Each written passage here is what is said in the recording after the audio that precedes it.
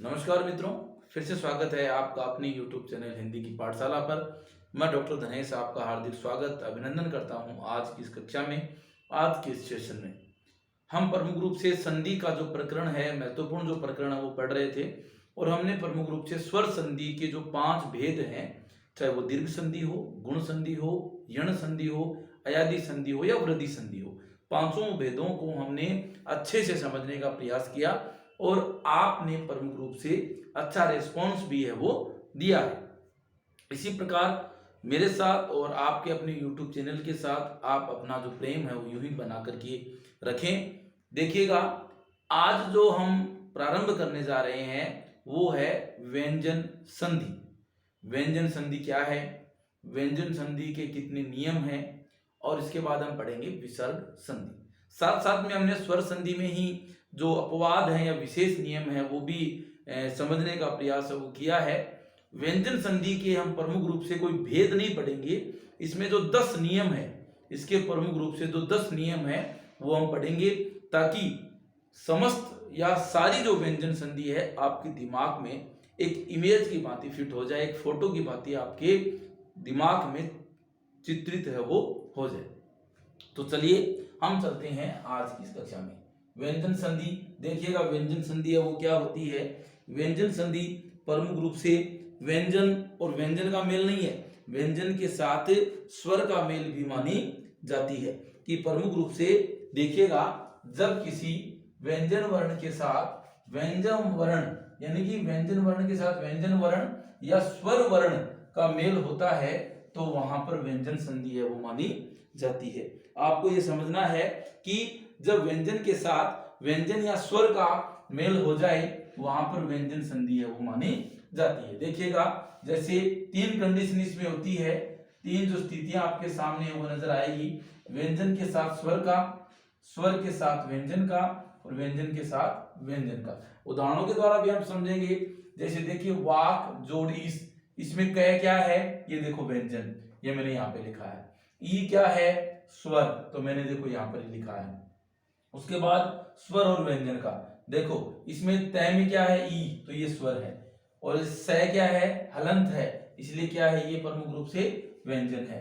ठीक है, इस प्रकार व्यंजन, ये जगत, तय में क्या आ गया, यहाँ पर व्यंजन है, और ये प्रमुख रूप से नय, नय भी क्या है, व्यंजन है। तो इस प्रकार से वाक जोड़ इसकी वागीश बन जाएगा, प्रति जोड़ स्थान का प्रतिष्ठान बन जाएगा, और जगत जोड़ नाथ का जगन्नाथ है वो बन जाएगा। इस प्रकार से आप व्यंजन संधि को प्रमुख रूप से समझ सकते हैं। अब जो 10 नियम हैं अपने प्रमुख रूप से जो हम आज की कक्षा में पढ़ेंगे, उसका पहला जो नियम है, वेरी इंपॉर्टेंट, अति महत्वपूर्ण, प्रमुख रूप से परीक्षाओं में यहां से प्रश्न है वो बार बार पूछे गए हैं और पूछे जाने की संभावना बनी रहती है। तो हम प्रमुख रूप से इसको देखेंगे। इस नियम का नाम है तीसरे वर्ण की संधि का नियम। यानी कि सीधी सी बात है, तीसरे वर्ण की संधि का नियम हम इसलिए कह रहे हैं कि जिस प्रकार संधि में 2 पद होते हैं, बीच में प्लस या जोड़ का निशान होता है, इधर पद नंबर 1 और इधर पद नंबर 2। यहां पर हम प्रमुख रूप से देखें, 1 नंबर पद, 1 number, 1 number, 2 number, 2 number, 2 number, ये भी 1 नंबर का अंतिम, ये 2 नंबर का प्रथम, मतलब इसका प्रथम, और ये इसका अंतिम, इस प्रकार से शब्द बनेंगे। तो 1 नंबर और 2 नंबर, इधर है वो प्रमुख रूप से क्या आएगा, प्लस से पहले वाली चीजें, और आगे क्या आएगी, ये प्लस के बाद वाली चीजें। तो देखो, इधर तो क्या आना चाहिए अपना, क, च, ट, त, प, यानी कि अपना 5 जो वर्ण होते हैं, क वर्ग, च वर्ग, फिर उसके बाद ट वर्ग, त वर्ग और प वर्ग, उसका प्रथम वर्ण है वो यहां पर आना चाहिए, प्लस से पहले। उसके बाद देखें, किसी भी वर्ग का तीसरा और चौथा, भी मान के चलो क की बात करूं तो क का क्या आ जाए, ग आ जाए या ग आ जाए। उसी प्रकार च की बात करूं तो जय आ जाए या जय आ जाए। इस प्रकार से तीसरा या चौथा या ये लव है या कोई भी स्वर है वो आएगा, तो इस प्रकार से परिवर्तन होगा। स्थिति क्या है, पहले देखो, इधर तो क्या आना चाहिए, प्रत्येक वर्ग का प्रथम वर्ण आए, कोई भी आए। इधर क्या है, किसी भी वर्ग का तीसरा चौथा आ जाए, जरूरी नहीं कि इसी वर्ग का आए, इधर से आ रहा है तो जरूरी नहीं से आए, दूसरा भी है वो आ सकता है। और या ये वाई और कोई भी स्वर है वो आए, तो वहां पर प्रमुख रूप से हम क्या करते हैं, अपनी व्यंजन संधि का प्रथम नियम के रूप में समझ सकते हैं। तो अभी क्या होगा, ऐसी कंडीशन यदि हो जाए, ऐसी स्थिति बन जाए, तो क को ग में, च को ज में, तय को डे में, तय को दे में, पे को बे में, यानी कि पहले का तीसरा हो जाएगा। इसीलिए इस नियम का नाम क्या है? तीसरे वर्ण की संधि का नियम। पहले का तीसरा सीधा सा हो रहा है तो इसमें कोई भी दिक्कत है वो नहीं है। इस प्रकार से आप करना। देखो ये देखो ए च अंत। अब देखो च है, च का क्या बन जाएगा? जय। तो इस प्रकार से शब्द क्या बन जाएगा? अजंत। ठीक है, देखो च का क्या बन गया? जय। और जय ये क्या है? च यहाँ पे क्या है? हलंत, तो जय भी हलंत ही बनेगा और इसमें ए जुड़ देगा तो पूरा हो जाएगा, अजंत हो जाएगा। उसके बाद देखो सट जोड़ आनंद। अब तय का क्या होगा? देखो यहाँ पर डे, तो ये लोगों हमने क्या कर देंगे? ये आ की मात्रा लगा देंगे और सडानंद शब्द है वो बन जाएगा। इसी प्रकार देखो जगत जोड़ ईस, ये तय का क्या है? देखिए यहाँ पर द बन रहा है तीसरा, तो जय गए, ये द हलंत है, परंतु हलंत इसलिए हटा देंगे क्योंकि ई की मात्रा हम लोग बड़ी के लगा देंगे और इस प्रकार से जगदीश है वो बन जाएगा। इसके बाद देखो अप जोड़ जय, तो पै की जगह क्या करना है? हमें बै करना है, तो ए ये बै, क्योंकि आगे वाला जय है कोई है ही नहीं, क्योंकि ये देखो मैंने कहा था ना किसी भी वर्ग का तीसरा चौथा, तो तीसरा ही है जय, यानी कि च छ जय, तो तीसरा ही है। यहाँ पे बात करूं तो कोई भी स्वर, देखो यहाँ पे भी स्वर, यहाँ पे भी स्वर, ये कोई भी आ सकता है, तो यहाँ पर क्या ए बै जय, अब जो शब्द है वो बन जाएगा। आप प्रमुख रूप से समझ चुके होंगे, मुझे पूर्ण विश्वास है। इसके बाद देखिए वागीश्वरी, ये उदाहरण भी हम प्रमुख रूप से देखने वाले हैं। तो क्या हो जाएगा? गए है तो इसका कै बन जाएगा, क्योंकि यदि संधि, देखो दो चीजें होती है, एक तो होता है संधि विच्छेद और एक होता है संधि शब्द। संधि जो शब्द होता है उसमें क्या आएगा? तीसरा ही आएगा, और संधि विच्छेद करेंगे तो उसमें पहला है वो परम रूप से आ जाएगा। वाक जोड़ क्या बन जाएगा? ईश्वरी, वाक जोड़ ईश्वरी, देखो गय बन जाएगा, ई की मात्रा आ जाएगी और स्वरी है वो बन जाएगा। उसके बाद देखो अच जोड़ आदि, अच जोड़ आदि, देखो च है, च का क्या आ जाएगा? तीसरा जय, तो आजादी आ जाएगा, ये दे यहां पर है।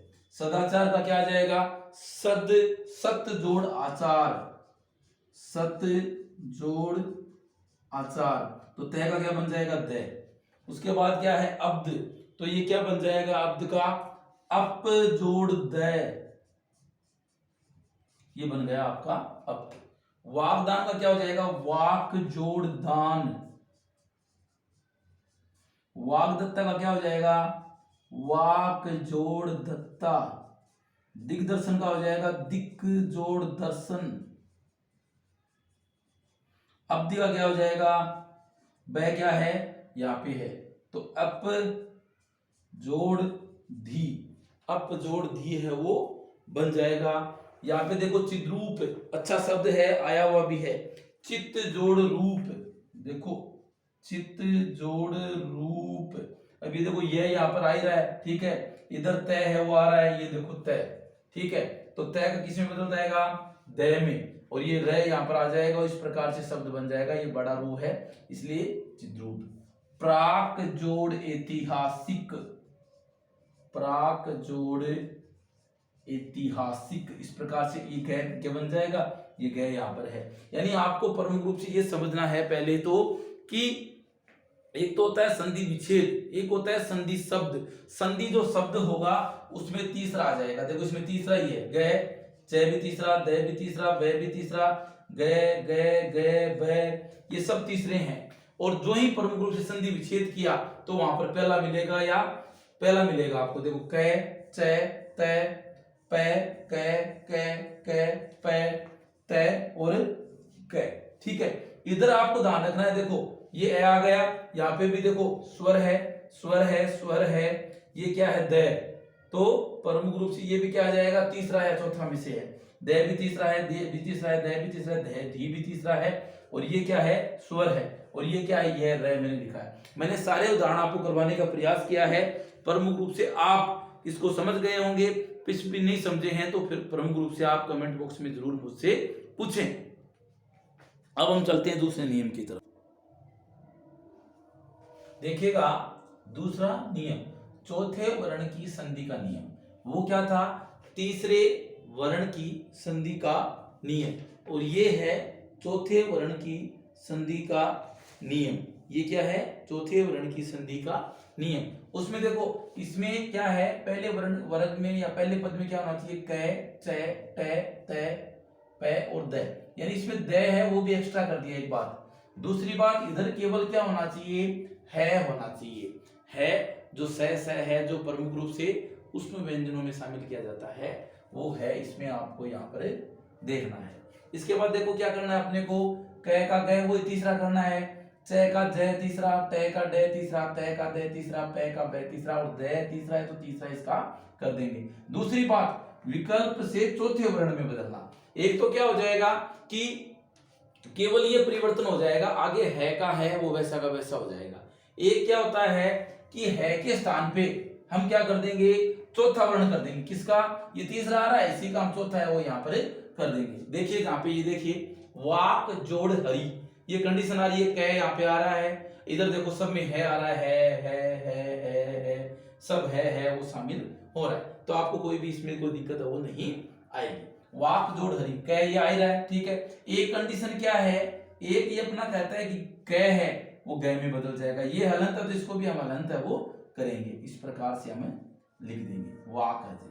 दूसरा देखिए, दूसरा कंडीशन में क्या कहता है, इसकी जगह हम चौथे में जाएंगे, जैसे वाह ये गै, अब क्या आ गया देखो इसका गै का क्या है, घै, ये हमने घै कर दिया और इस प्रकार से लिख दिया वाघरी, ठीक है। इस प्रकार से दो कंडीशन अपने पास हो गई, और यदि दोनों विकल्प में आता है तो एक नंबर आप इसको सही करेंगे और 2 नंबर आप इसको सही करेंगे। ये विशेष रूप से आपको ध्यान है वो रखना है कि हमें कौन सा सही करना है और कौन सा गलत करना है। तो वाघरी आपको 1 नंबर पे, और वाघरी यानी कि प्रमुख से वाघरी, सॉरी ये आपको 1 नंबर पे करना है वाघरी, और ये आपको 2 नंबर पे करना है। वैसे क्या है कि दोनों साथ में आएंगे नहीं, फिर भी आ जाते हैं, तो जो है यानी कि जो इस तीसरा और चौथा, इसीलिए इसके वर्ण का नाम है क्या, इस नियम का नाम क्या है, चौथे वर्ण की संधि का नियम। इसमें क्या होता है, ये जो घ है ये भी चेंज हो रहा है, साथ साथ में गै भी चेंज हो रहा है, दोनों चेंज हो रही है, इसलिए इसमें फर्स्ट पैराइटी आप इसको देनी पड़ेगी। उसके बाद देखो ए,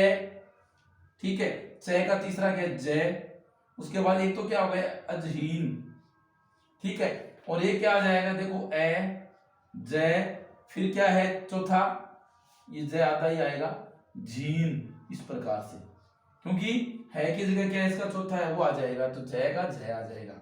उसके बाद देखो सटहार, तो क्या आ जाएगा देखो से, टे का क्या है डे, से डे हार, ठीक है, और ये क्या आ जाएगा से डे धार, इस प्रकार से आप करोगे।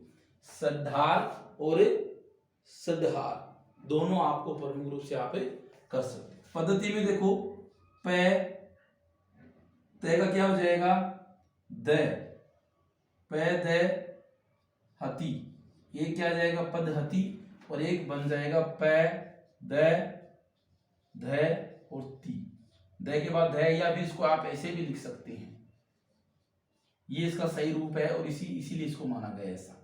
अपहरण देखिए ए, पे का क्या है ब, ए ब हरण, ठीक है। दूसरा क्या आ जाएगा देखो ए, ये ब है ही, फिर उसके बाद ब के बाद क्या आता है भय, तो ये अपहरण, इस प्रकार से आप इसको कर सकते हैं। ये 1 नंबर पे देना है, आपको ध्यान रखना है। उसके बाद उद्धरण, तो उ द का दही आ जाएगा, और ये क्या आ जाएगा उद्धरण बन जाएगा, और एक क्या आ जाएगा उ द फिर उद्धरण, इस प्रकार से आ जाएगा। पर 1 नंबर पे आपको इसको सही करना। तद जोड़ हित, तो त द हित, तदहित हो जाएगा, और एक हो जाएगा त द ये धी, और इस प्रकार से तद्धित, तद्धित पर रूप से प्रत्यय होता है। जगत जोड़ हारिणी, जय ग द, जगद हारिणी, और दूसरा क्या हो जाएगा जय ग द ध, या जगत धारिणी, इस प्रकार से शब्द वो बन जाएगा। इसके बाद जगत जोड़ हरता देखिए, जय ग द जगद हरता, और एक बन जाएगा जय ग द और धरता, जगत धरता, दोनों ही प्रमुख रूप से इसमें बन जाएंगे। आपको ध्यान है वो रखना है। फर्स्ट पैराइटी आप इसको देनी है, जो द भी बदल रहे हो और ध भी आप बदल रहे हैं। जहां पर अब केवल आप दोनों आ जाते हैं तो द और द दोनों बदल रहे हैं, उसको आपको प्रथम प्राथमिकता देनी है और उसके बाद आपको है वाला करना है। हमने दो नियम पढ़े और व्यंजन संधि को समझने का प्रयास किया। आगे की कक्षा में हम अन्य नियम या जो आगे के नियमों को पढ़ने का प्रयास करेंगे। निश्चित रूप से आज का सेशन आपको अच्छा लगा होगा। फिर भी आपको कुछ डाउट है तो आप कमेंट बॉक्स में अवश्य बताएं। मिलते हैं नेक्स्ट कक्षा में, तब तक के लिए धन्यवाद।